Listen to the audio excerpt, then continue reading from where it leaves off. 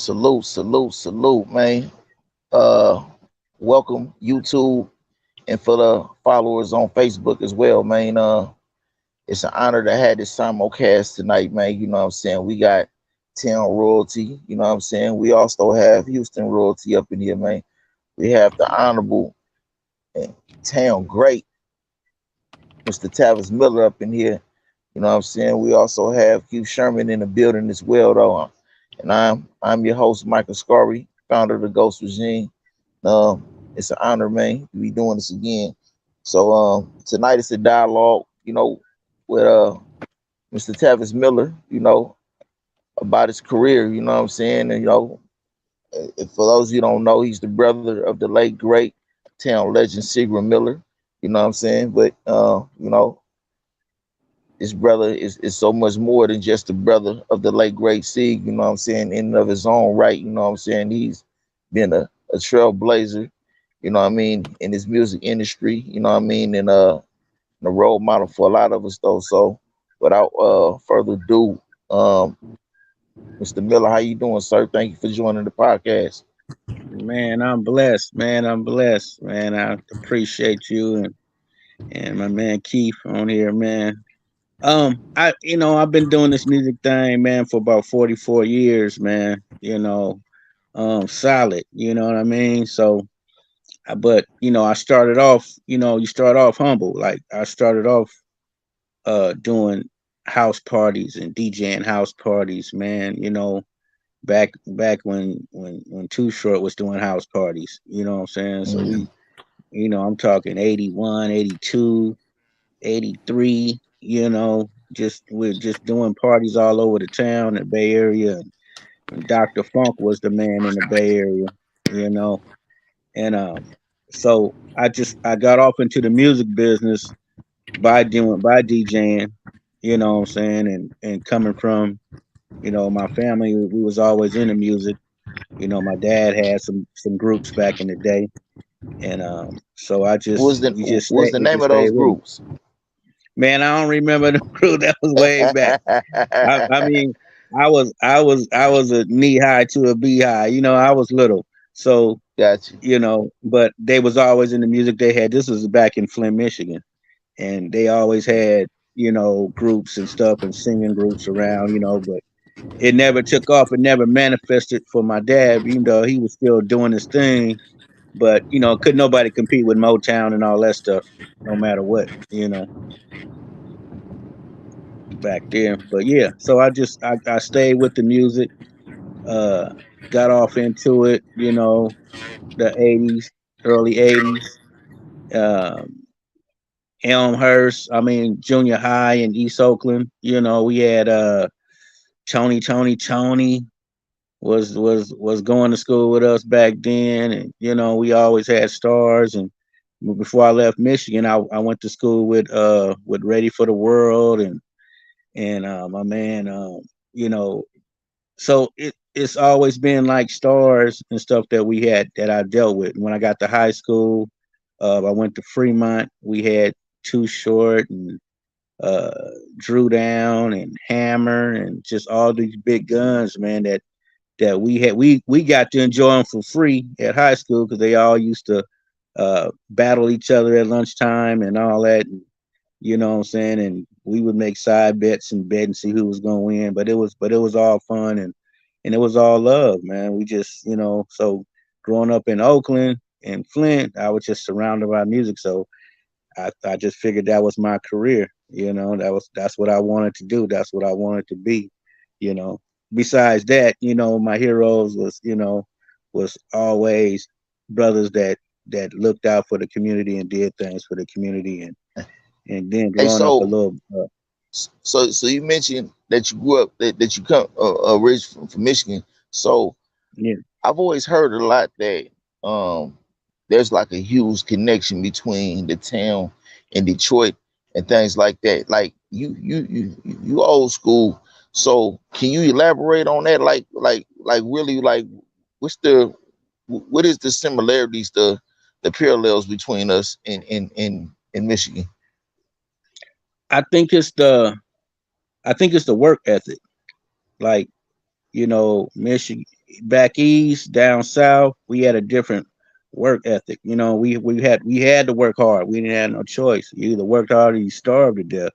So I think the struggle was even real, out there because you had 4 seasons. You had a real winter. California, you really didn't have no winter, right? You had a Right. spring in the winter, but Michigan, you had 4, 5 feet of snow. So if you wasn't out there getting it, you were starving. You know what I mean? Or you froze to death. You know, Right. so you didn't really have no choice but to grind out there. You know, and and so I can see where the cats from Detroit. I was from Flint, and Flint was crazier than Detroit back then. And still is kind of, but Right. it was a beautiful place to grow up because a lot of black people had money back then. You know, they left the South to come to the North because the good jobs is up there, the union jobs is up there.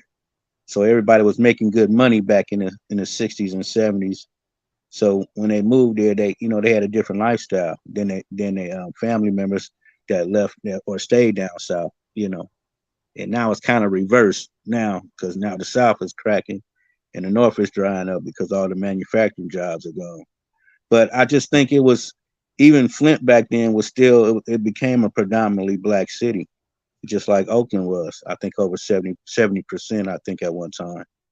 And Uh, can you, can you and elaborate on like when you came to the town, right? I know we was talking mm, about this yesterday, right? What was Oakland like, prior to the, like during them earlier times, like prior to, can you give us some of that early town history? You know what I'm saying? I mean, when we came there, I'm talking 79.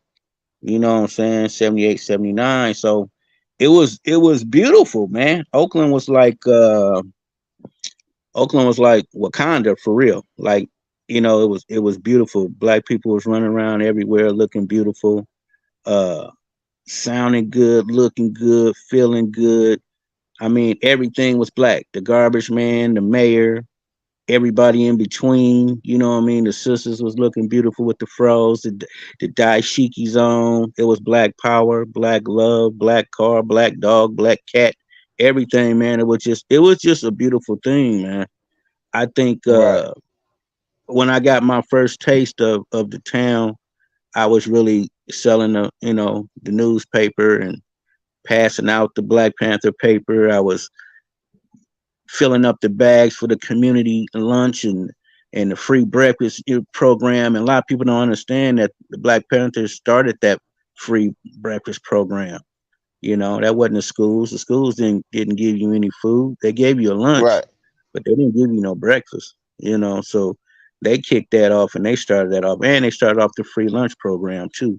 So it was a lot of things that the community was doing for self and helping each other and building each other up. And we just wanted the police to leave us alone, quit coming in the community harassing us because we were having fun and living life and not having to deal with all the negativity that they wanted to bring upon our community. And they seen Okay. the happiness, they seen the unity, they seen the love. It was always going to be some fights here and there because, men are going to fight over women, and so it's still like that to the day. I don't think that's ever going to change. It's a competition. But I think once crack hit the scene and heroin kind of hit the scene after everybody got back from the war, but that kind of weighed, and it was only a few that was really on it. But when crack hit the scene, it was like a whole new party scene, and it was fun at first, but the devastation of it, man, it just turned the city into a war zone. And that's basically what started dividing up Oakland, because Oakland used to be one. Everybody partied with Hmm. each other. You know, it wasn't West Oakland, East Oakland, Berkeley, and Ghost, all these different sets. It wasn't none of that. It was just Oakland, San Right. Francisco, and it was all at one area code, and that was 415. It wasn't no 510 Absolutely. back then. Absolutely. I think that changed in like what 91 Hmm. when yeah, okay, okay. Yep. So um you are the brother of the late great Seagram Miller, you know what I'm saying? Town legend, you know what I'm saying? Um can you give us some background on C, you know what I'm saying? What was it like growing up for y'all, you know what I'm saying? C was the baby out of the family, so and Sieg was Sieg was always a terror, man. He was a terrorizer. But he used to terrorize my sister more than us. How many was But it of you? How many siblings is it? it was four of us, at our house. But my dad had a whole bunch of kids. But uh, Okay. I had a couple step kids, step brothers and sisters too. But it was four of us in the main house, and we had a good life, man, in Michigan. But my parents got divorced, and my mom moved us out west, and he stayed back east, and that was it. You know what I'm saying? I miss my father too. But C was he was always one of those energetic kids that it was a go getter and always an overachiever. He always wanted to do things his way, and that's what it was. So nobody impeded him. He didn't have no speed bumps in front of him. You know what I'm saying? So he didn't. He just felt like he wanted to conquer the world, and he damn sure tried. And I got him into the rap thing. I got because we were rapping. Our whole crew was rapping up on Nay Boulevard off 76 off MacArthur in East Oakland. And What was the name of and your group? no, I was solo, but we used to Oh, we used okay. to we used to be we was the Nay boys up on Nay Street. We was like Nay Street soldiers, and we called ourselves. And we were I mean we wasn't really a gang. It was just a bunch of friends that we hung out Right. together. We blew trees and messed with women. That was our thing. We didn't do nothing else. We wasn't. If we did anything, we sold a little weed, but that was about it. We wasn't into none of that other stuff. We wasn't banging on nobody. We wasn't set tripping with nobody. Everybody knew us as the cool people. We'd shoot dice and do our thing, but we wasn't. It wasn't no negative thing with us, man. It was always a positive thing, and it was just a unity. It was almost like we was like the warriors, almost, but we could fight. We can all throw them things. So we didn't. We Right. never Right. really had them kind of problems. So you know. And if you lost, so what? Shit, you live to get to see another day, man. You fight That was just again, the man. culture, huh? Yeah, Gladiator school. So Gladiator yeah, school. that's what it was, man. And if you could, but we played football, like we played football on the concrete. We played tackle on the concrete. We didn't care, That's how Right. we got down in town, So but Oakland was beautiful, man. It still is beautiful in some ways, but a lot of it got destroyed during the 80s, man. The drugs was just rampant and just took over. So the rap thing came about. It started getting real tough because of course New York had it. They beat us to the punch because they had the pressing plants out there in New York. They had the record labels out there. LA had record labels. They didn't really have pressing plants, but they started getting them around the same time as New York. New York just beat us to the punch. So we're about 2 years behind New York. So New York's about 50 years in the hip hop, and we're about 48. We probably would have started off at the same time, but we didn't. I remember Short and everybody, the early cats, and that was rapping. They used to rap over New York instrumental beats because the tracks used to come, with the rap on one side and the instrumental on the B side. And so we would take those, but we'll convert them into talking about our town, our city, our streets, and that's how that evolved. And then Short sold, I think he sold about 300 mixtapes, man. I'm talking about before it was even called a mixtape. He was selling cassettes. He's one of the true vets, man, musical genius cats, man, hustler. He just one of them cats, man, that him and Freddie B used to sell cassettes on the back of the bus, bro, for $5 a cassette. And that was back in the day. That was back in the 80s. He was getting $5 a cassette back then, Yeah, and, that was and a lot of most money rappers, back then. most rappers that was on labels wasn't even getting 3 cents a tape, back then, so Right. they were always ahead of the game. They used to ride the back of the bus with backpacks on full of cassettes and sell cassettes, man, all day. We would skip school and played our big boom box on the back of the bus and East Oakland, ride up and down the street, shooting dice, playing three card money, doing what we do, whatever. It was all good. It was all fun, like I said, until crack hit. Once crack hit, man, 83, 84, by 88, 89, it was a war zone out there, bro. It was crazy. It turned the once beautiful city of Oakland to, man, it was crazy. It was almost like Ukraine is now. It just turned it upside down, and it turned fine women into prostitutes.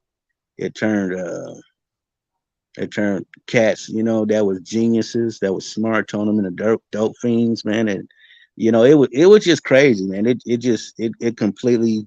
I mean, it was heartbreaking, man. It was sad. It was like, damn, I remember cats used to be like firemen and all these had good jobs and stuff. Next thing you know, man, they out there washing windows at the gas station because they ain't had no money, or they would just, it was crazy. It got so crazy, man. It was just like you didn't even want to come outside. You didn't know who was who, and your family and friends to turn on you. They steal from you, lie to you. Everybody do anything to you because it became almost 30% of the town turned into dope fiends. So I mean, for the drug dealers, yeah, they made a lot of money. At the same time, it converted the city into, it was like, especially at night, it was like thousands of zombies walking around. I mean, kind of compared to now where they all these kids walking around on meth and on these other designer drugs they got out now, but it wasn't nothing like them. We used to call them the night crawlers. It was crazy.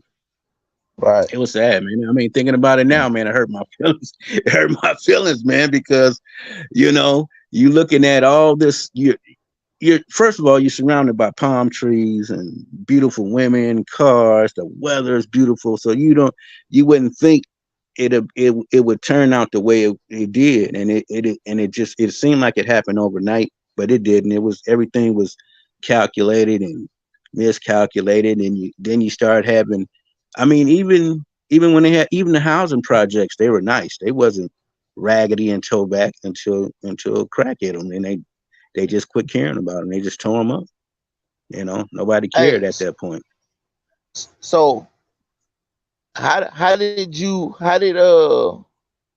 C become um involved with rap a lot? Like what was this circumstances like leading up to that? Like how long like you was rapping prior to Sieg, so what was you guys' Yeah. music career like leading up to that event? I mean, Sieg started hitting all these circuits, and he was doing a lot of shows, and people was hearing about him and stuff, and you know, uh, they wanted to hear about him. You know what I'm saying? And Bushwick Bill came. Bushwick Bill used to come out to Oakland a lot. And they started hearing about Sieg, and Sig had just got out of YA, so he couldn't even go. He didn't even have the money. Then his big homie Black get shot him the money to go out to Texas and fly out there because Lil J wanted to meet him because he kept hearing about it. So they go out there and he fly out there and they had this big industry thing, party thing going on, and at Jay's house, and Sig just was blowing everybody away. And people really didn't know because they didn't see Sig in the studio, or if they did know Sig, if they really knew him, they know he was really one of the freestyle kings in the Bay. And so when he went to do the thing, and he was called James Smith then, he wasn't Jay Prince, but when he went to Smith's house, he was rapping about everything in his house and rapping about everybody that was in the party, and he would just tripped everybody out and he blew everybody away, and they was just like, man, Sig is dope, and they wanted to sign him right there on the spot, and that's how that came down, that's how that went down, and the rest is history. He wound up doing two solid albums on Rap a Lot, but the third one that was he was still working on that album, so it was probably about 5 tracks. They still made the album, but they wasn't. Sig didn't never complete those. And then he's Okay. got another album. He's got another album that I haven't put out yet, but it's about 8 songs that never came out. They're dope. They're all fire too. And I'll Hmm. put it out probably this summer, probably about the end of the summer. I'll have those out. And but yeah, man, I miss Sig, bro. You know what I mean? My brother he was a cold dude. He was a cool dude. Everybody loved him that actually met him and or had dealings with him. They didn't have nothing but good things to say about Sig, bro. So I miss Hmm. him dearly, bro. You know. We got Sherm on the platform with us too. Sherm, you got any questions? Man, I just you hit all the questions I wanted to ask, but I do have a couple in the tank. You know what I mean? So Hmm. but yeah, man, I just want to thank you for having a platform. The Ghost Regime Network. Thank you, Mr. Miller, for everything you've done. And Oh yeah, somebody who was appreciate there from day one.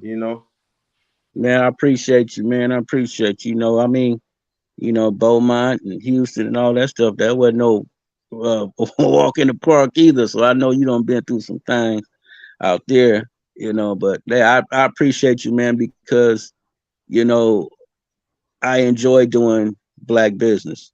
I mean, I enjoy doing business with black men that want to do good business, man. And so all the people that I've met, and especially both you brothers, it's just been all love and straight, straight powerful uh testimonies about what we can achieve if we put our money and minds together, and I'm a strong believer in that. Like people be like, man, I'm like, bro, listen, over 90% of the business I've done over my career has been black business. So I don't never put nobody down, no matter how small you are, how big you are. It don't matter. We can do and achieve a lot of things, especially if we put our money together. I be telling people, man, it's 44 million of us in this country. If we all put in $1 a day, we good. That's $44 million a day that we got in our Huh. own bank. Those banks been failing, but if we're feeding the bank $44 million a day, it ain't going nowhere. You know, and why I'm saying that is because then you can give your people home loans. You can give your people car loans with real low interest rate or barely enough way to pay itself back, but you still viable. You still can invest in businesses and invest in ideas, invest in our people, and buy land and property and man, just be happy. That's all we want. We want to live the American dream like anybody else, And Hmm.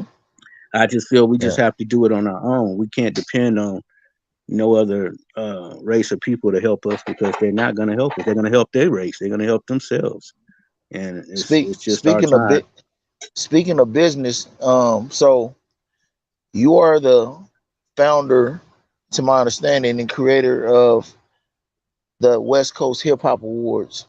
Can you elaborate how that came about and like what's been your journey with that? That's that was interesting because I didn't plan on doing it, right? And but I was thinking about it like in 2000, like early 2000. I was like, man, we got all these award shows, uh, primarily the ones back east, and then the BET Awards, the Source Awards, all these different awards. I didn't mind that they were where they were from, but it just got to a point where they just blocked everybody out from the West and the South. The South too. The South didn't get no love for the longest time. They win it now, but back then, shoot, they didn't really let the South in. I mean, the Ghetto Boys was probably and a few cats, maybe a little bit of the Master P thing, but it wasn't no cash money and all that stuff back then. But anyway, by the time the 2000s started coming around, I started thinking about it. I was like, man, I think we need our own award show because it seemed like they don't want to give us no accolades at all. They're like, I mean, we had hits, but we had different recording artists that were doing different music too. It wasn't like it was just all gangster rap, which we call reality rap back in the early days. But it was like we had DJ Quick, we had party music. If we wanted some gangster stuff, we had the NWA stuff. We had a lot of the bass stuff, but it wasn't gang. It was really mob music. It was really portraying stories that what we seen was going on in the hood. Because we did have the internet back then, but back when early '90s, late '80s, it wasn't no YouTube. It wasn't formats like that. So music was your only outlet to know what was going on in these different cities. We didn't know what was going on in Houston until the Ghetto Boys told us about it.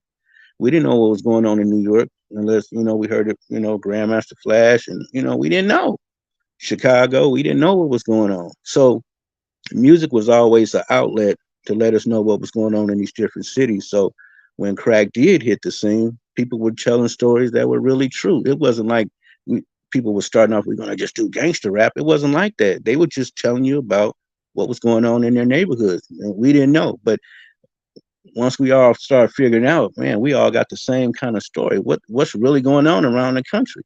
And it really was there were drugs were coming in the community and destroying our community. And we were talking about it through our music because that was the communication that we had back then. So it's it was a difficult thing for me now because we know what it can do and what it can't do.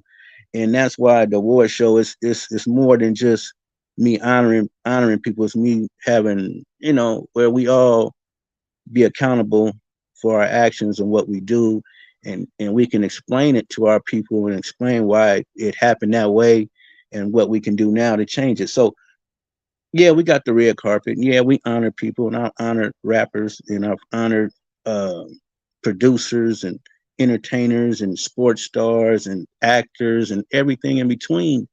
But when they come to the award show, it's a different thing because we talk about a plethora of stuff. We talk about economics. We talk about the power of our pulling our monies together and buying property and loving on each other as human beings, and and doing different things, man, that we can unite our unity as far as making things happen.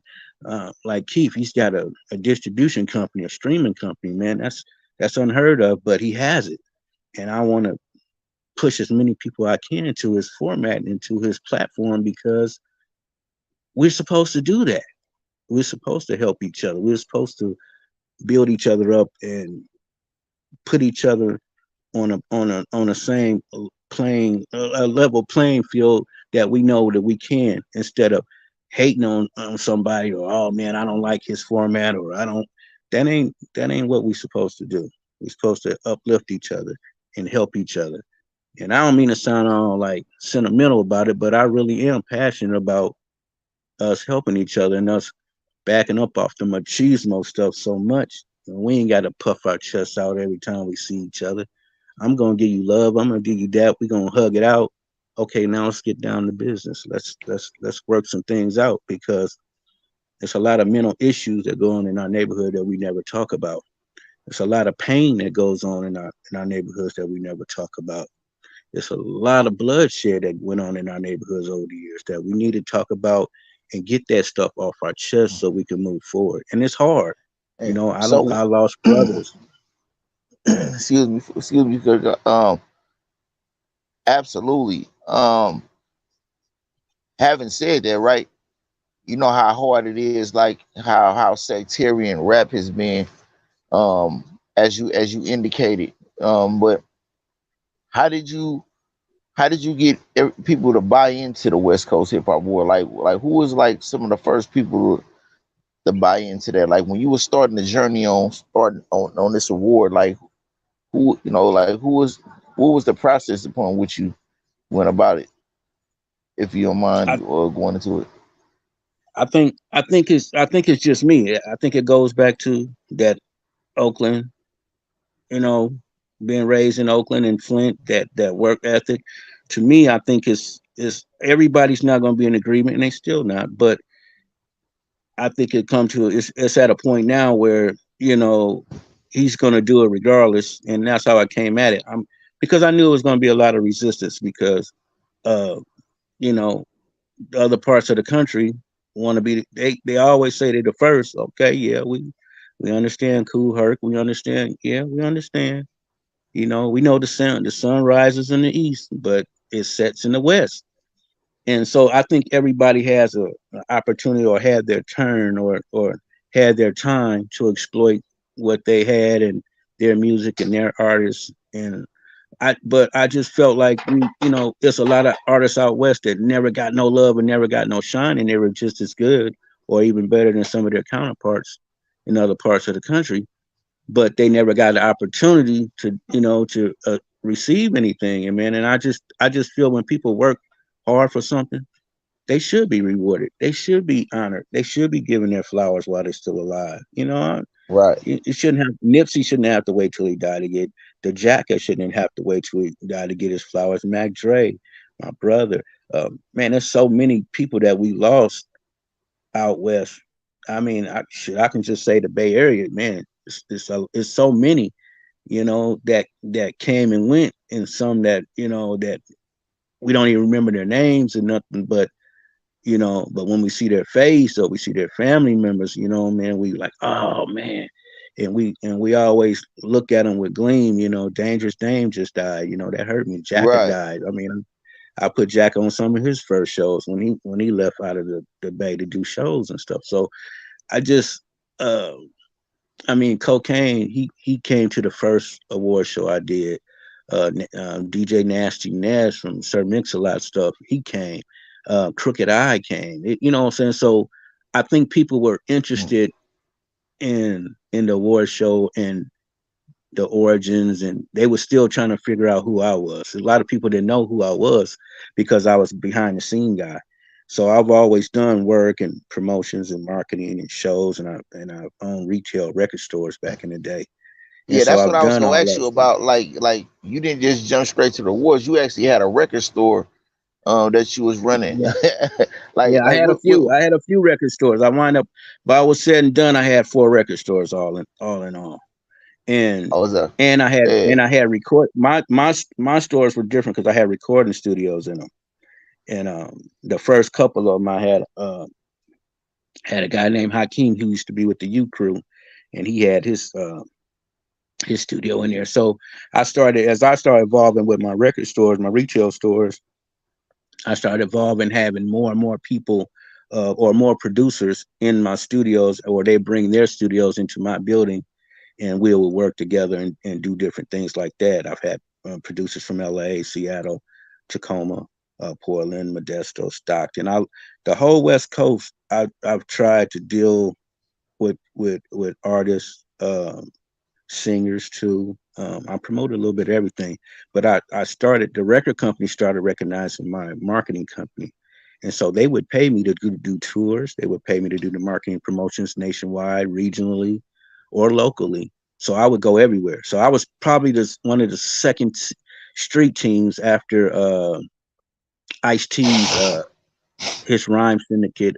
They was first ones I seen with a promotion van that was rap, and I was right behind them. I wrapped my van too, and so but they were the first ones that and but I appreciated all the ones that came before me. Uncle Jam's Army before NWA. You had Disco Daddy and Captain Rap and all these different guys that put out records. Like Disco Daddy was the first one to record and press a record on the West Coast, but people didn't know who he was. But I honored him because I knew who he was. You had Duffy Hooks, you had Uncle Jam's Army, you had all these different people.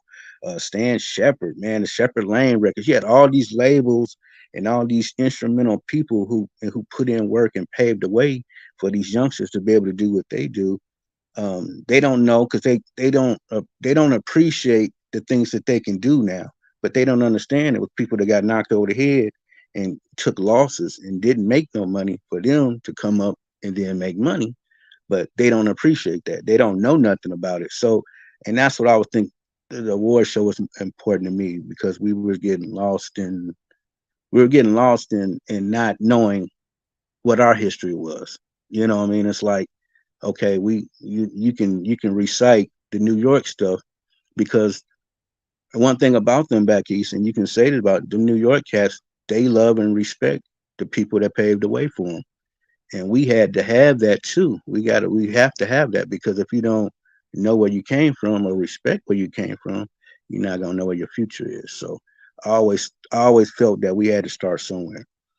And so when I kicked it off in 2008, I didn't know what to expect, but I just knew I was going to do it, and I did it.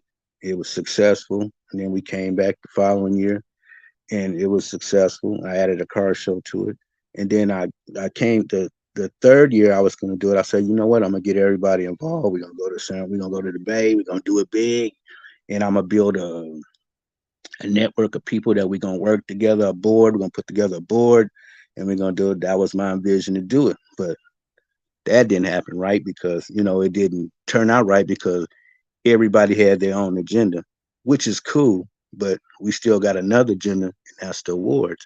But everybody wanted to come and do their thing and push their products, which is good. I'm not knocking that because I got a product too and a brand that I'm trying to push too. But when everybody came to the table, they came to the table empty-handed for the awards, but they came full of their stuff, and so it didn't work. So from that point on, I just kept it solo dolo. So it's been solo dolo for the last 15 years, 14 years now. So that's how that's Yeah. set up. But Okay. I mean, it's still all love. I still work with everybody. We still conduct business together. It's just that instead of us doing it as a team, we do it as individuals, and then we come together, do some things, and everybody go their separate way. But I think everybody has to blaze their own trail. I think everybody has to find their own way. My way ain't always the right way for them, but it's the right way for me. So, it works, and everything falls into place every year now. So I love it. For sure, for sure. And this year, you I believe Yuck Mouth is gonna be hosting this one. Am I Yeah, correct? Yuck can be hosting it. Yeah, Yuck could be hosting it. I always make Spice one the honorary. He don't come every year, but he come every other year. But he good people. For Cocaine sure. always come through. I mean, it's like different people come through in different times. We don't have Snoop. We don't had Dub C. We don't have Badass. We don't had man. There was so many people that's on actors too. We had Omar Gooding and all these different people that pop through, man, and we don't know who's gonna come. Nipsey came one year, but he wasn't Nipsey who he became Nipsey. He was Nipsey before Nipsey. And that's what it is. It's like you don't know who the next star gonna be. You don't know who the next big guy gonna be. But that ain't up to me. That's up to the people. And that's what I like about the award show. The people vote for you. It's I mean, it's not no pie in the sky. It ain't nobody in the back pulling strings and doing this and doing that. It's real votes. It's real people. It's the people's awards basically, and you're gonna get love no matter what. We just want people to come and network with each other. That's what the awards is for. And I was telling you the last time we had a conversation that our motto is we're building bridges, not fences, and Right. that's just one of the truest statements that I can ever make of what we do. And I tell everybody, man, just come, man, do your thing, man. It's like our job is to cut out the middleman. Like when you come to the award show, you're gonna have fun. You're going to meet people that you wanted to meet all your life, or in the business that you wanted to meet. You're going to record an artist that you want to maybe do a song with, or you make beats. Oh, this guy raps. Oh, you rap. Oh, this guy make beats. Oh, you need a promoter. There's the promoter over there. He books shows. He's the booking agent. Right. You got all these Right. different elements there. Oh, this guy makes Right. t-shirts. Oh, really? He makes. Oh, that's the weed guy right there. Oh, that's the grower. So you got all these people mingling and intertwining with each other without the middleman. So I'm Right. putting you direct. So you're doing direct marketing, you're doing direct connections. I'm the plug hooking everybody into the plug. So once you get into that system to plug in, oh, you need distribution? There go Keith right there. You got crowd streaming right there, bro. You want to sell beats on a live? Man, he's got that platform for you. Or you want to do that? Oh man, you want to And do interviews? hey, Man, call Michael. It's all good. yeah. Hey, you know what? And I kid you not, man. This, and I tell Keith that we talked about this too, man. It's ironic that you mentioned that because that's exactly the influence y'all had on me. I like how me and you we've had our dialogues throughout the times. You know what I'm saying? But when you hooked me up with Keith, you know what I'm saying? Everything just went full circle from there. It was just pretty much automatic, systematic, man. You know what I'm saying? And while we at that, Keith, you wanna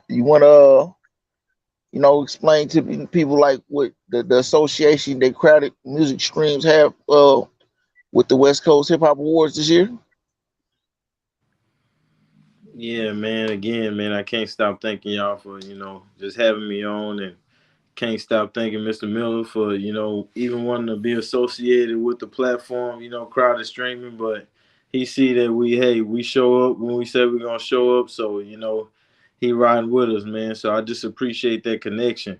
But people can vote just like you said. It's the People Award, so you can go to our website. You'll see a tab West Coast Hip Hop Awards, and you can vote for who you want to vote for. Artist of the Year, Album of the Year, and we're a platform for independent artists and people who are coming up. Mr. Miller said you never know who the next star is gonna be. It's really not about that, but we just want to have a platform for people to utilize to get where they want to be. So, I just appreciate that. So, we just here to support. Um, whatever Mr. Miller needs us to do, we're gonna take care of it, and we just there to be one of the connections, like he said. So, anyone who want to upload your music while we're talking about Crowded, just go to www.crowdedstreaming.com /contact us, and you can upload your music and join the platform. But I just appreciate you, Mike, and the Ghost Regime Network just for having us. You already know, Yeah, bro. yes, You sir, are man. you you, are, We you come already full know. circle with it, man. Yeah, we come full circle with it, man. And anybody can be a part of it. We not turning nobody away, man. It's we don't care what color you are. This business is about music and what you're creating, and it doesn't matter. You know what I'm saying? I mean, the women in hip hop, we gonna show them a lot of love this year too. We got 357 coming. We working on Yo Yo. We got Miss Toy coming. We working on Medusa, and Silky Fine says she gonna come through. So we trying to keep it balanced and just love on everybody, man, and as much as we can, man. Ain't no hater, nothing, ain't nothing haterism about anything that we do, bro. It's all about connecting and putting people together and putting everybody in a room together, man, so we can network and work with each other, man. And that's really what it is. We can elevate each other. Everybody's got something that somebody else need, that it's that might be, it's that piece, that little piece, missing piece of the puzzle that they've been waiting for. It might be a song with Yuck Mouth or Spice One or somebody, man. It might, it might be, hey man, I want to get a Jacket T-shirt, man, or a Mac Dre T-shirt, or you know what I'm saying. Man, Sugar T gonna be in the building, man. Oh man, Sugar T, I wanted to get a verse with her, or talk to her about business. She write books and all these different things, man, and conducts business and understands the seminar part of the award show. So Mike, we just really trying to hook everybody up, man, the best way we can. Some people just want to come just to kick it and enjoy the music. That's fine. Some people want to come to network and figure out how they can, get their stuff streaming and get their music downloaded and see how they can get a podcast going or their media stuff going or print or whatever, man. It's all good. I got my girl Paula Rayner, she's coming through this year. She's going to do the NFT thing. She has the audio chain and all these other things, these platforms and where you can get money, forever money, with your music. It's new things that's coming in. It's new technologies and stuff that's coming in that we can connect. You know what I mean? And that's the beautiful part about it. We can connect anything we want and put stuff together, man, that nobody else can do but us, for us. And we just have to if people come in, that's fine. If they don't come in, that's fine. But I'm gonna tell you, everybody that come in one time, they come back every year. So y'all Uh, come on down here. West Coast Hip Hop Awards, man. Saturday, August 5th, Los Angeles. Come on through. Contact me, Octavius Miller at yahoo.com, or the acronyms at West Coast Hip Hop Awards.com. Come on down, man. It's all love. It's beautiful. And I'm telling you, you're gonna have a good time. You're gonna meet the people that you want to meet. It ain't stupid big. It ain't out of the control. It's all love. And I think we trying to get the minister to come on and have a conversation with some of the young rappers, and some of the older rappers can come and tell some of these youngsters stuff that nobody else can tell them. I mean, just think if they had some vets on the team, that John Morant was on. out there in Memphis. It was all youngsters on that team. He didn't have no one of them old cats pull him to the side and tell him, "Yo, man, you don't need to go in that club with that gun, bro." Or you don't, man. Look, bro. You got 10 cars, bro. You can only drive them one at a time. You only need 2 cars, bro. I mean, I ain't just pulling him to the side, but I'm just talking about just in general. You know, you don't need to do certain things. You can act accordingly, man. We grown men up in here, bro. We trying to do great things. We got families to raise. We got bills to pay, and these are the things that you can do, man, to extend your life, bro. You ain't got to be sitting up in the strip club. What I'm saying, 24 hours a day, bro. You could be out Right. writing your music, could be in the studio recording, you could be doing a lot of different things. But We got you we know, we uh, we got Shaniqua Town Business in the building as well, man. And I gotta give a special shout out to Shaniqua, man, because she really is the uh unseen hand of why and how I got started in all of this, man. You know what I mean? Got my right. first major interview with Kev Mack video. Shout out to OG Kev Mack. You know what I'm saying? Hmm. Got me linked up with Yuck Mouth. Salute to Yuck Mouth and Smoke a Lot platform, man. It's been an honor, man. And to be able to make these ties and connections under the circumstances, man. You know what I'm saying? I'm just inspired by greatness, man. You know what I'm Yes, saying? sir, It's man. been nothing but greatness I've been around, man. You know what I mean? And it's like, the way y'all embrace me with open arms, man, embrace my calls, you know what I'm saying, and constantly motivate me, man, and really make, it just inspired me, man, you know what I mean, to do the unthinkable, man. So, like, in addition to what the brothers have been advertising, you know what I'm saying, um, the West Coast Hip Hop Awards, and as well as the Crowded Music Streaming app is also an advertisement on all of my platforms as well as on Clubhouse as well, and the Ghost Regime Club as well as the Ghost Regime Network House by Michael Scorian on Clubhouse. Um, and we have the Crowded Music Streaming Domain House on Clubhouse, which is created specifically for those who sign up for the Crowded Music Streaming app. They can get all the latest updates and whatever they need. And also, it being that Crowded Music Stream is in partnership with the West Coast Hip Hop Awards for any artists who wish to be, you know what I'm saying, a part of the show, you know what I'm saying. That is a venue because brother Keith Sherman always makes himself visible. I'll be glad to we can get you on Clubhouse as well, big bro. Right, You know what I'm saying, on right. some of these dialogues, man. You know what I mean? Um, you know, Man, look, y'all got my mind in the executive mode, man. I'm talking about that's just the way I'm thinking. Like I've said this a million times, man. This is a level up for me, a life level up. Yeah. So I'm Yeah, honored. and we connecting. Everybody's connecting together, man. We gelling together. We're investing with each other. It don't every investment don't have to be about money. It can be about time.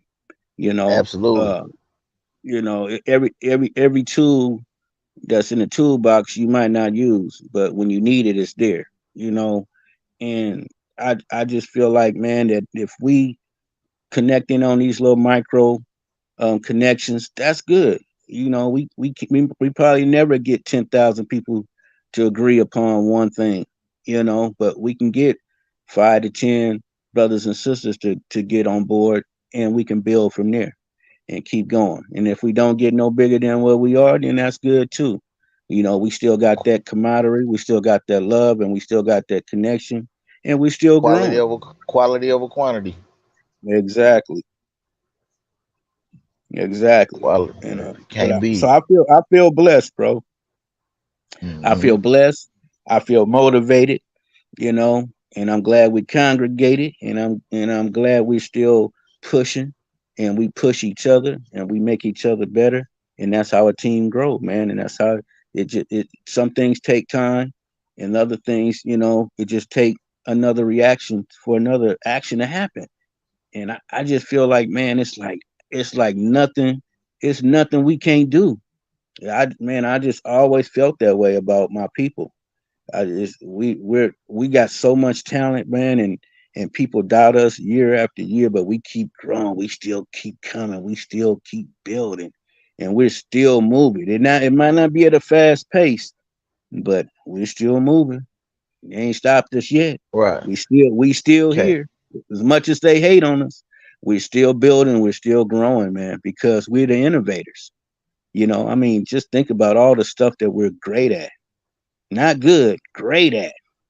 You know, and not just athletic things. I mean, mental things too, man. We're those people that think and imagine stuff, man, and we make it happen. And I'm blessed to be a part of that because I feel that way about everything that I do. That's why I like writing and writing books and writing songs and connecting with people, man, that want to move. Because I think we were put here to push humanity further. You know, I mean, if we think about it, some of the stuff that we was watching back in the day with the Jetsons cartoons is now coming to true. Except for the flying cars, they got them, but you cats ain't finna, you ain't gonna pay your bill, your car gonna fall out the sky, so they ain't finna do that yet. But it's the things that I mean, just talking on the phone, man. Like you got a phone now, you don't need a computer because everything's in your phone now. That was unimaginable 20 some years ago. That everything would be on your phone. Everybody thought you had to have a desktop to do any kind of work or do anything with a computer. You had to sit down at a desk with a computer and do what you had to do. Now you can do everything from your phone. You can be anywhere in the world and call anybody anywhere in the world. That's how far technology don't came. So we have to grow with that too. Our music goes everywhere. I mean, can you imagine movies without music? That don't even make no sense, right? It wouldn't even seem right. Right. And that's what I've been trying to hit on these recording artists and know some of the things we talk about at the awards about how to get your movie on music. I mean your music on movie soundtracks and just imagine if you had one song on uh, on on the Black Panther soundtrack, bro, how rich you would be. You know, I mean, one song, you got two Yeah. hundred, 300 million people to watch, almost a billion people gonna wind up watching that movie, right? In the next year. So, man, can you imagine that check coming to you? Just imagine if you stream that song was streamed on, on crowded streaming. Oh my God. Right. You see what I mean? So, like I said, it only take one thing for you to blow up. It only take one hit. You can ride that one hit forever. That's your family is paid forever. And it's perpetual. It keeps going on and on and on. And you can always stream it. You can always get it downloaded. You can always make money off of it forever. So your So grandkids will be eating off your music. big bro, you've had a lot of longevity in the game, man. You know what I'm saying? Considering like um what's been the key to longevity for you, man? You know what I'm saying? What's been your driving, your motivating factor in your drive? I think mine's is because I found out that I love music a lot, and so I never really had a job, because I love music. So I made music my job, so I never really worked, right? So Hmm. when you find something that you like, the time just go by, like when I'm listening to music or producing music or doing business that has something to do with music, the time don't really matter to me. So when you can spend 40, 50, 60, 70 hours a week doing what you love, it doesn't matter. You know what I mean? You're gonna wake up Right. happy. You're gonna go to sleep happy. So I just Right. think, and you also have to be able to sacrifice a lot of things too. It's the music business is a lonely business because you're in the studio a lot. You almost a lab rat. You gone from midnight to 6 in the morning. That's recording time. You know, um, you're gonna lose a lot of time with your family.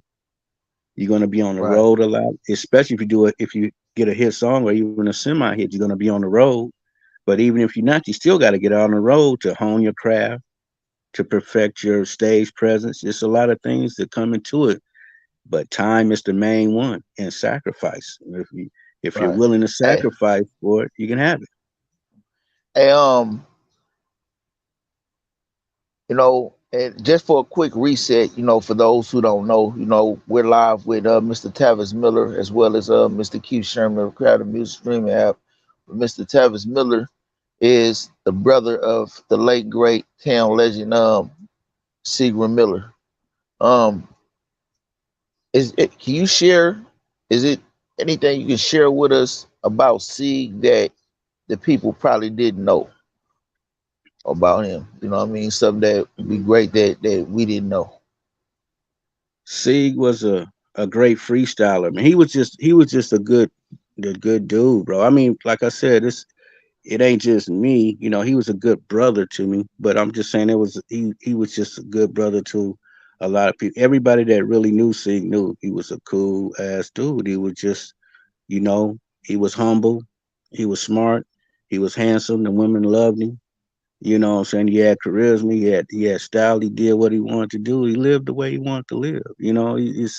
It's like, I tried to get him to move a few times. I tried to get him to move to Houston. I'm like, man, you need to move to Houston, go out there. Whoa, whoa, whoa. He loved the town.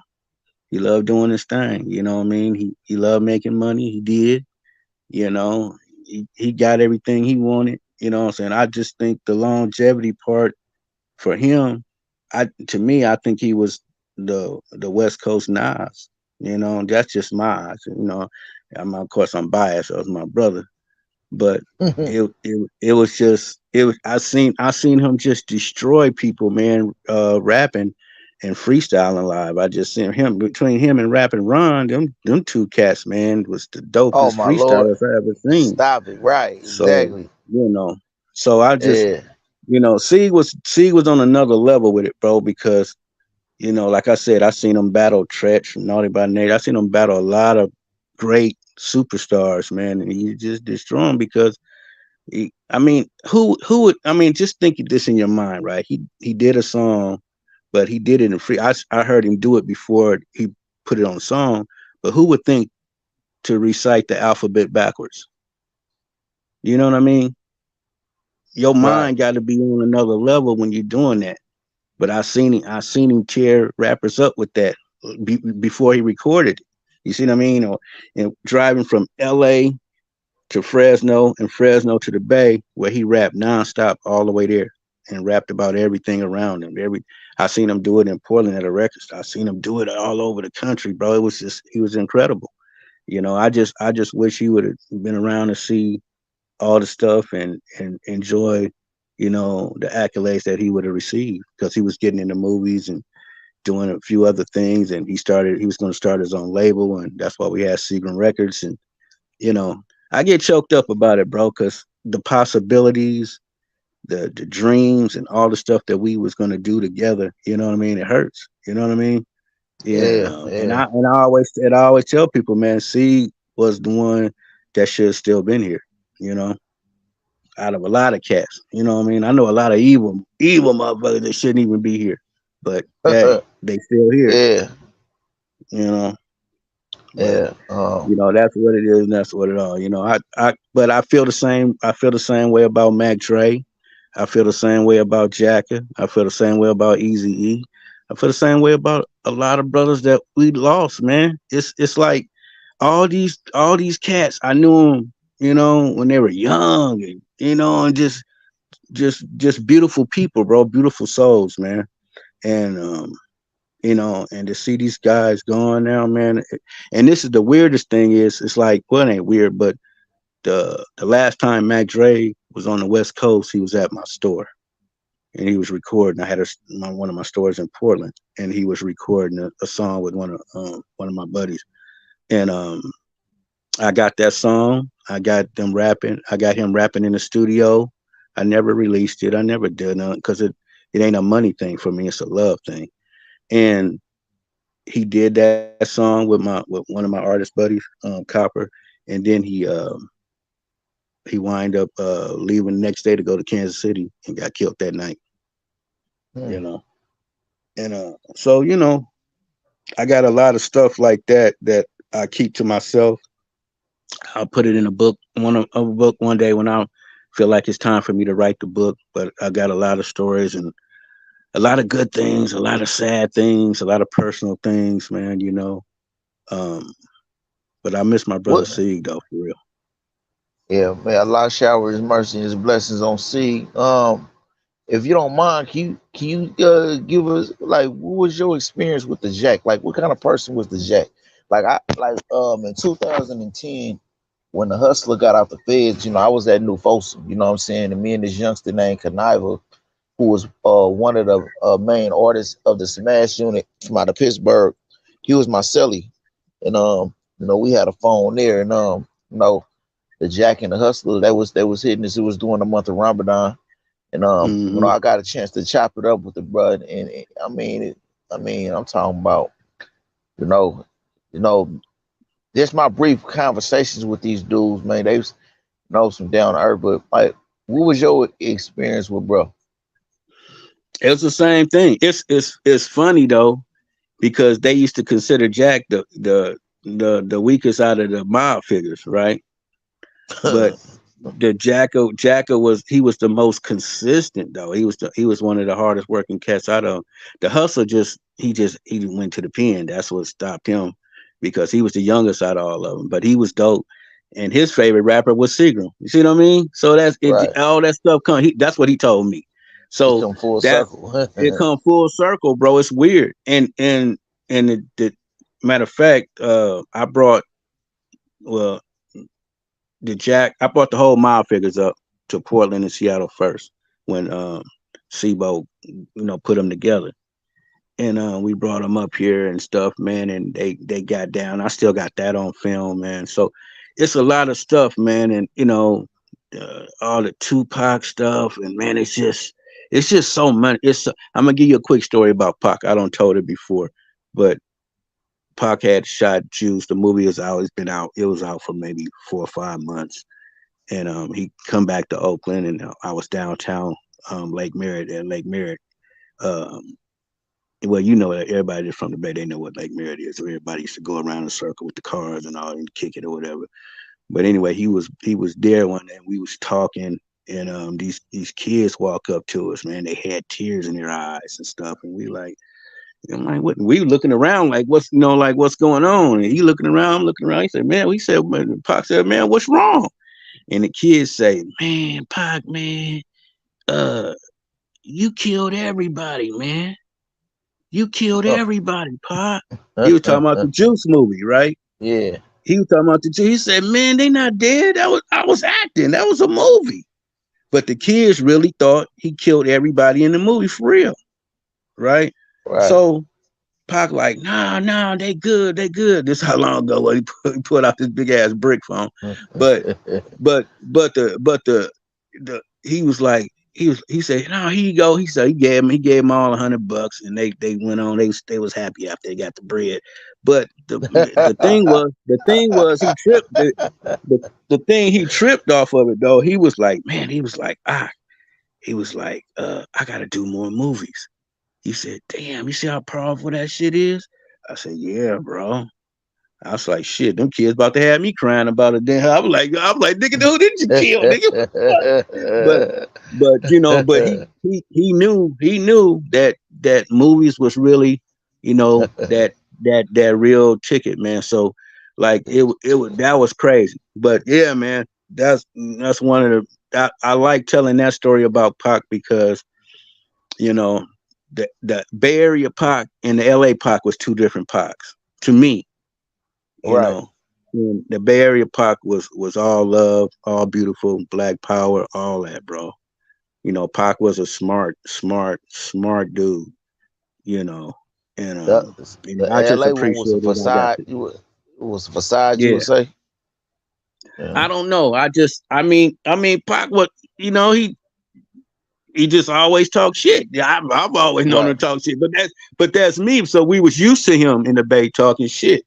I just think when Right. you in LA, it was a different thing. I don't know. It just seemed different to me, but that's just my own personal opinion. But I I, just, I my, personally, I just feel like the death row chapter of his life. It was more like his sense of loyalty. You know, Pac was a loyal dude. That's what I read Yeah, of him. You know what I'm saying? And it's like, yeah, man, that Suge got him out. He just felt a sense of obligation and loyalty to him. You know what I'm saying? On the strength of that, man. You know what I'm saying?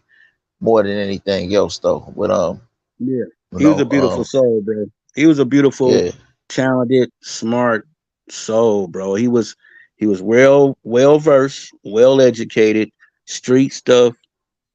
I just think the LA stuff was different. It was different, man. The Bay was different, and I felt he had more love in the Bay, because we know we were used to him. But I think LA, what he wasn't used to. I think the limelight is bigger in LA, of course, because that's Hollywood, and he was right. doing movies. He was doing a lot of stuff, and it was real dramatic down there, man. And, you know, I I love LA and I love the Bay, but they're two different cities. And when people come out here, they see that. They don't You don't necessarily see it on TV, or I don't know if that translates, but it's just two different areas. It's kind of like Keith, where you at, like Dallas is different than Houston, or Beaumont is different than Dallas or Houston. It's just different areas got different vibes and different. I think we had that Black Panther love, and we had those uncles, you know. But the LA uncles, they were gang members. Their uncles they were Black Panthers down there too, but it was more gang members than it was Black Panthers. So I just think they had different uncles.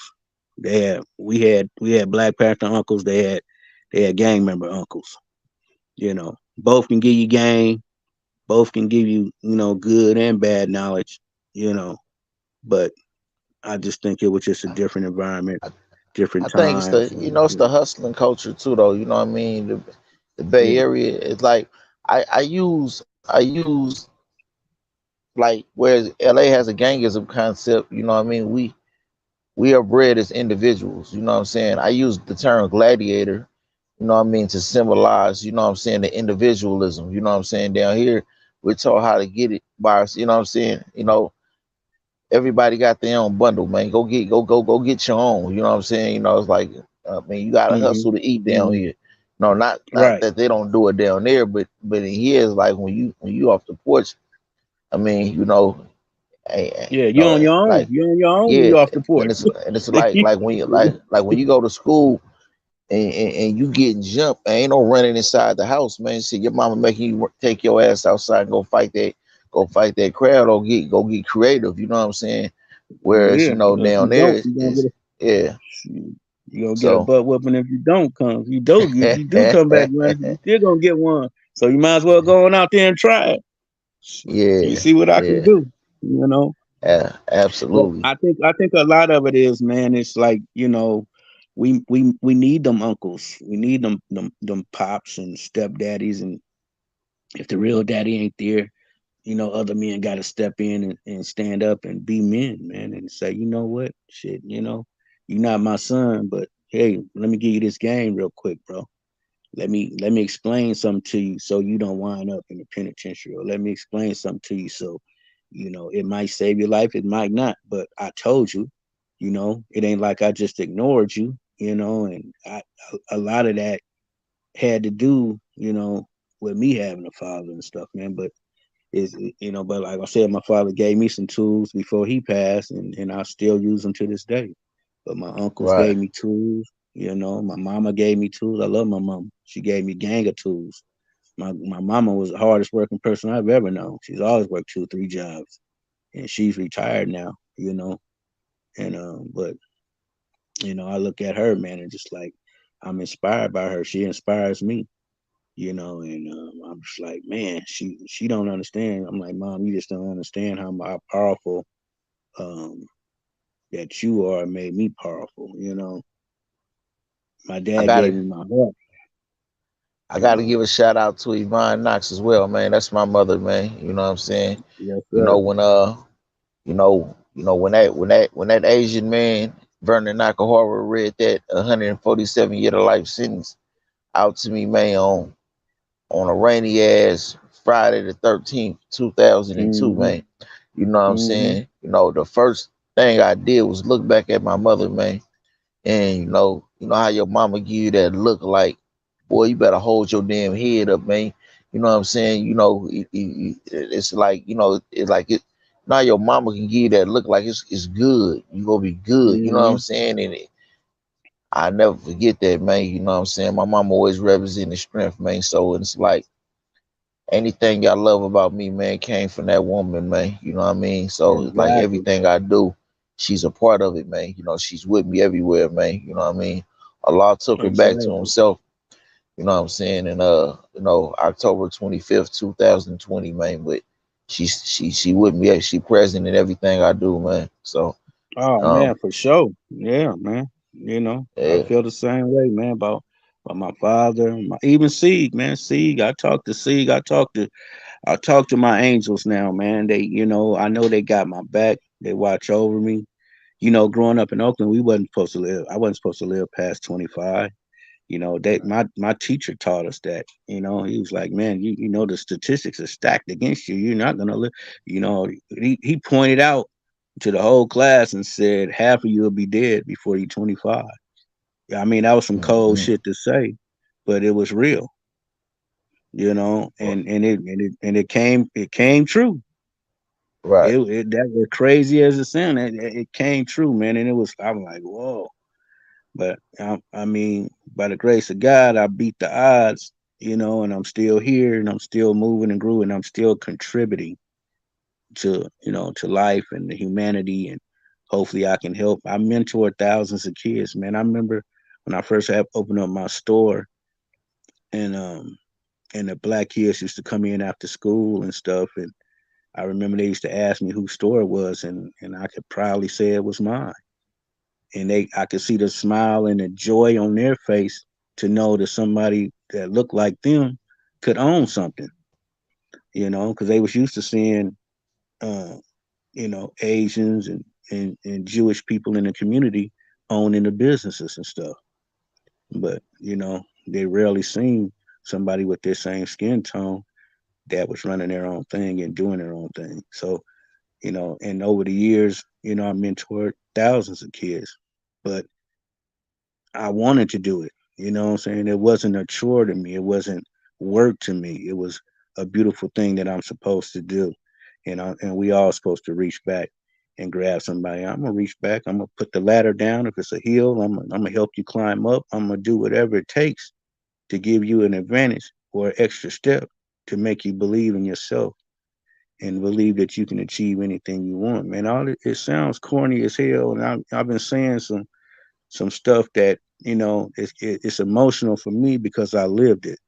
But other people they'll look at it, yeah, well, I understand, yeah, but I mean, I really lived it, and I really talk the talk and I walk the walk, and not saying Wow. that to be, not to say that to be somebody that I'm better or bigger. It's just that I know what I'm supposed to do. I know who I am, and I feel Well, secure in my I can manhood to say this. say that I love it. I can say this much, man. You know what I'm saying?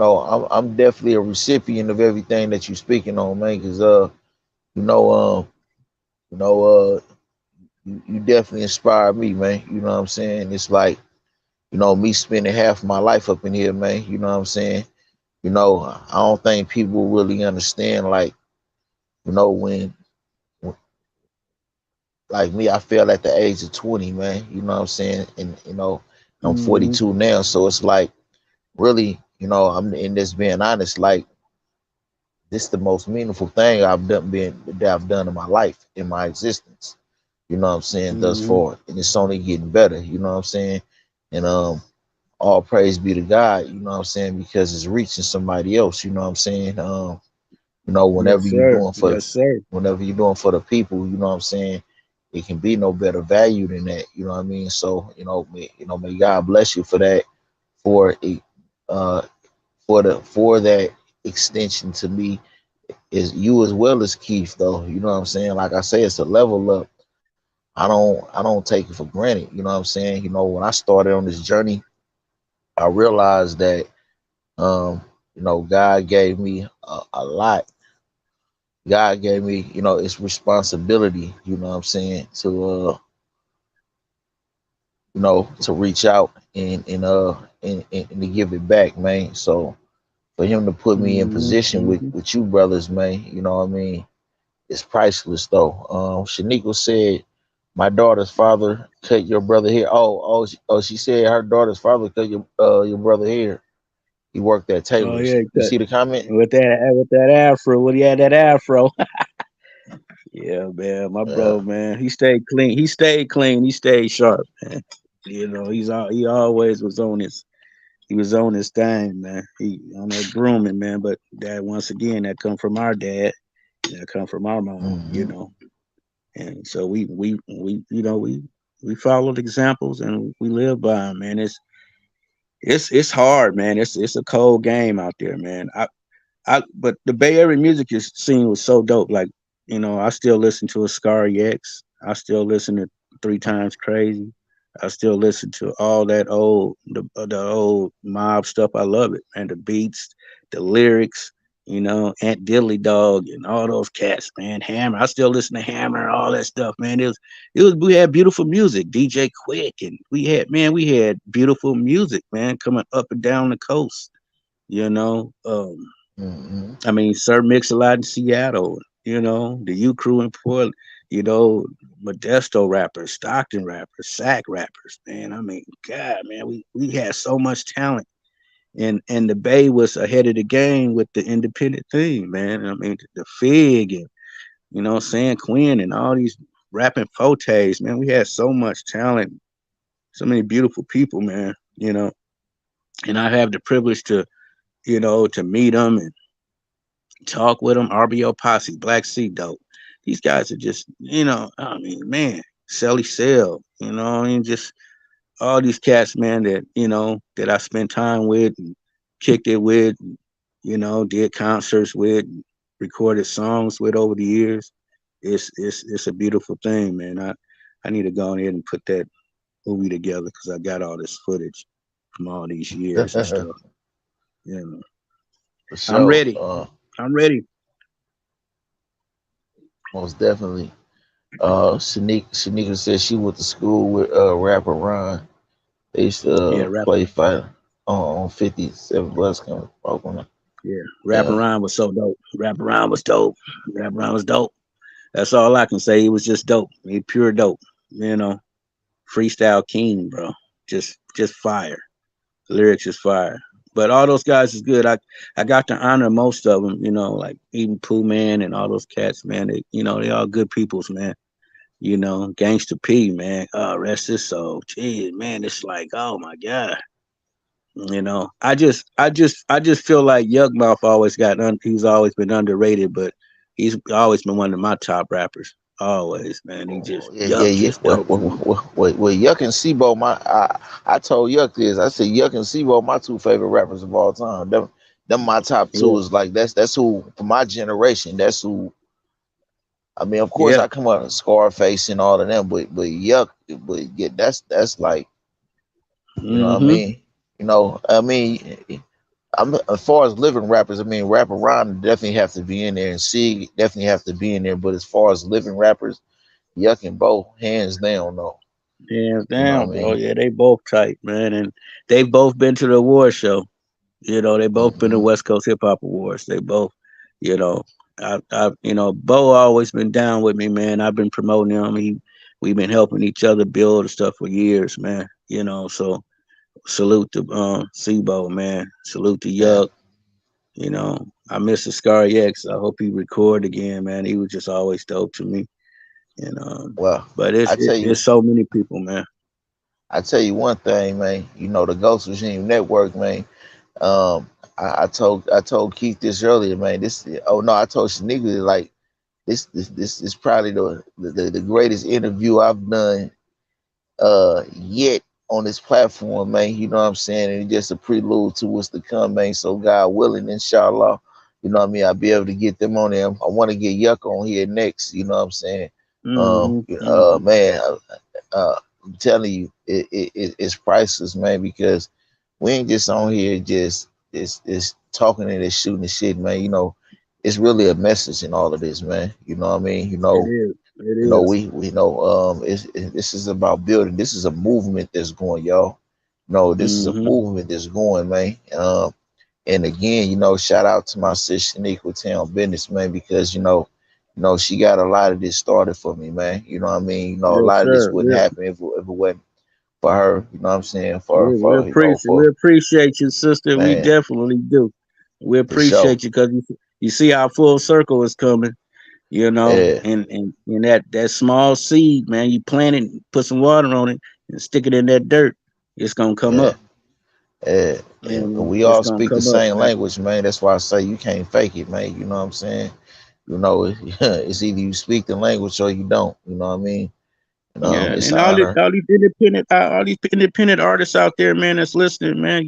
Go to crowdedstreaming.com, man, and sign up and get you a page. And it's a black owned company, and they doing good business. And y'all need to get on there, man, and and take advantage of the services that they got on there, man. It's a beautiful platform. It's beautifully set up for y'all to win, man. It's up there for you to win, man. And they pay the most and all that, man. It's just we have to network with each other. We have to let people know about that stuff, man, because a lot of times they'll Yeah. just go for what they think they need to go for. But if they dig a little deeper, man, they're gonna find some good opportunities for them to win, man. Well, as Keith will know, what I'm saying, I become pretty professional at this part right here, man. I'm getting there. You know what I'm saying? You know, no, this is the only black-owned streaming app in the business since Jay-Z sold Title, man. It's the third highest Mm-hmm. paying app in the business. You know what I'm saying? Um, you know, uh, no, you come and it's real quick, man. You know what I mean? It's real quick setup. In fact, I'm gonna post a link. I'm gonna post a link in the chat, man. Yes, For sir. those who wish. Mm, It's it's that Cali Connect, man. I was just on here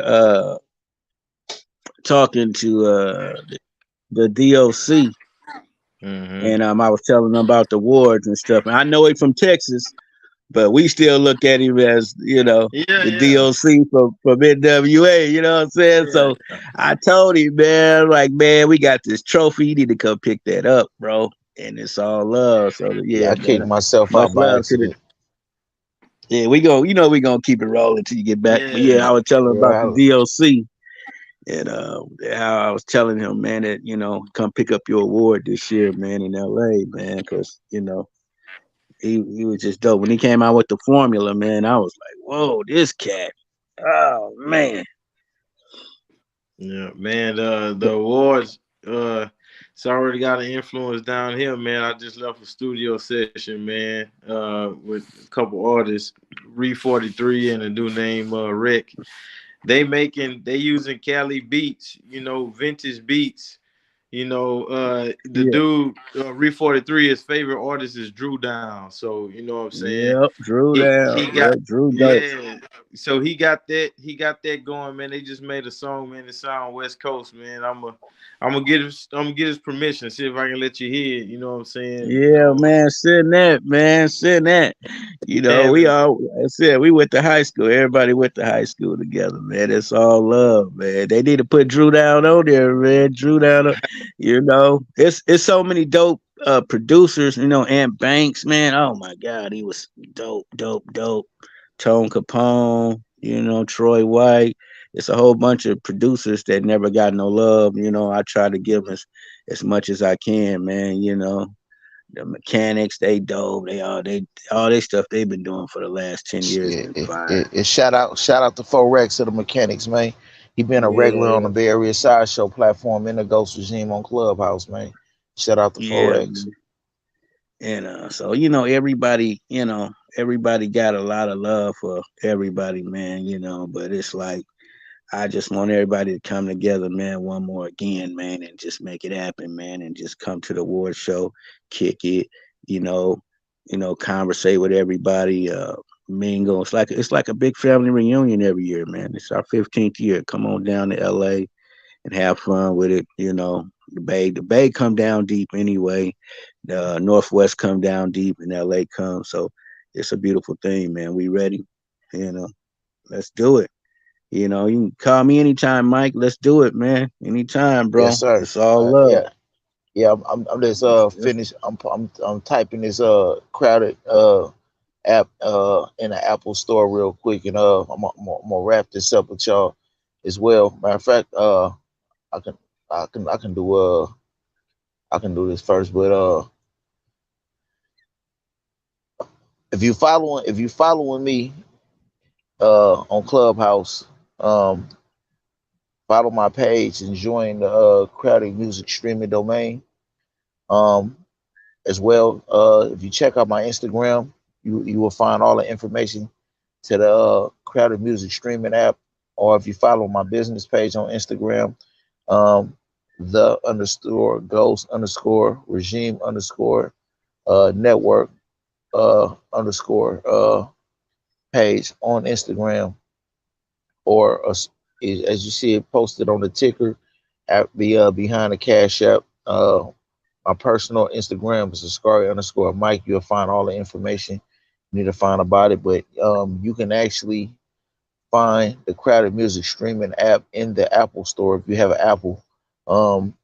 Crowded Music streaming app, and you can actually find it online as well. You know what I'm saying? www.crowdedmusicstreaming.com, and it'll pop up. Um, and if you're an artist and you feel like you're talented enough to participate, you know what I'm saying, in the West Coast Hip Hop Awards, and you want to be involved in a car show or whatnot, you guys want to give a promotion to that real quick before we get up out of here? Yeah, man. August 5th, 2023, the 15th annual official West Coast Hip Hop Awards. Octavius Miller at yahoo.com. Okay. Crowdedstreaming.com. Any information you need, we'll provide it. Our Instagram is official West Coast Hip Hop Awards. And you can get any information off there, ticket information, or a register if you want to register your cars to come down. Everything, it's all good, man. It's the West Coast Hip Hop Family Reunion, man. The official West Coast Hip Hop Awards, man.